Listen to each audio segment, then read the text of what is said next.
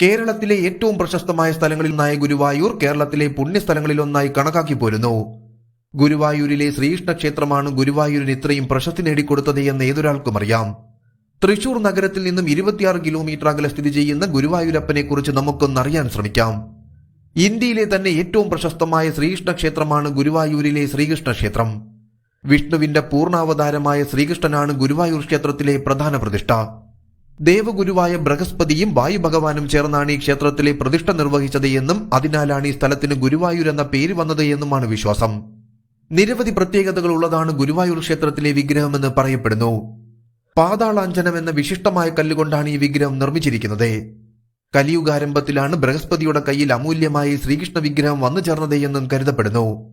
വസുദേവൻ, ദേവകി, ബലരാമൻ തുടങ്ങിയ യാദവർ പൂജിച്ചിരുന്ന ശ്രീകൃഷ്ണ വിഗ്രഹം തന്നെയാണ് വായുവും ബൃഹസ്പതിയും ചേർന്ന് ഇവിടെ പ്രതിഷ്ഠിച്ചിട്ടുള്ളത്. 4 കൈകളിൽ പാഞ്ചജന്യം, സുദർശന ചക്രം, ഗദ, താമര എന്നിവ ധരിച്ച് മാറിൽ ശ്രീവത്സവും കൗസ്തവും അണിഞ്ഞ് മഞ്ഞപ്പട്ടും ധരിച്ച് കിഴക്കോട്ട് ദർശനമായാണ് ഗുരുവായൂരപ്പൻ നിലകൊള്ളുന്നത്.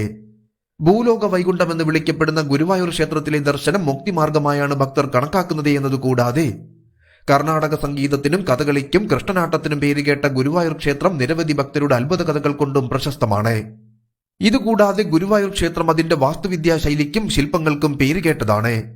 കേരളത്തിലെ ക്ഷേത്രങ്ങളിൽ സാധാരണയായി കാണപ്പെടുന്ന വൃത്താകൃതിയിലുള്ള ഗർഭഗൃഹത്തിന് വിപരീതമായി ഗുരുവായൂർ ക്ഷേത്രത്തിന്റെ ഗർഭഗൃഹം 4 കോണാകൃതിയിലുള്ളതാണ്. കൂടാതെ ക്ഷേത്രത്തിന്റെ ഗോപുരം 7 നിലകളുള്ളതാണ് എന്നതുകൂടാതെ ഓരോ നിലയിലും സുന്ദരമായ ശില്പങ്ങൾ കൊണ്ട് അലങ്കരിച്ചിരിക്കുന്നു.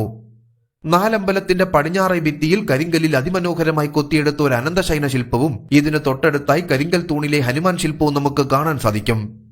ശ്രീകൃഷ്ണനെ കൂടാതെ ഗണപതിയുടെയും അയ്യപ്പന്റെയും ശ്രീകോവിലും നമുക്ക് ഈ ക്ഷേത്രത്തിൽ കാണാൻ സാധിക്കുന്നു.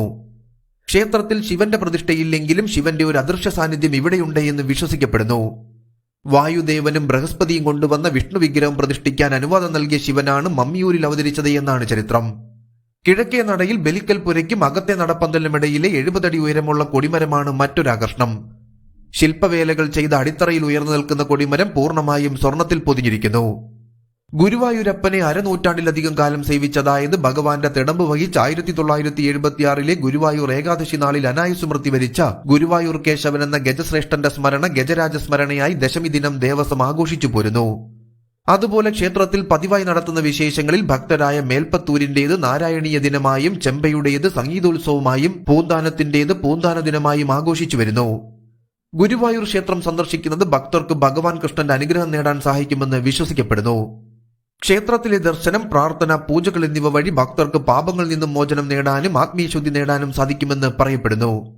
അതോടൊപ്പം വില്ലുമംഗല സ്വാമിയുടെ വാതരോഗത്തിന് ശമനം വരുത്തിയെന്ന് പേരുകേട്ട ഈ ക്ഷേത്രത്തിലെ തീർത്ഥത്തിലും ഭക്തർ ഔഷധശക്തി കണ്ടുപോരുന്നു.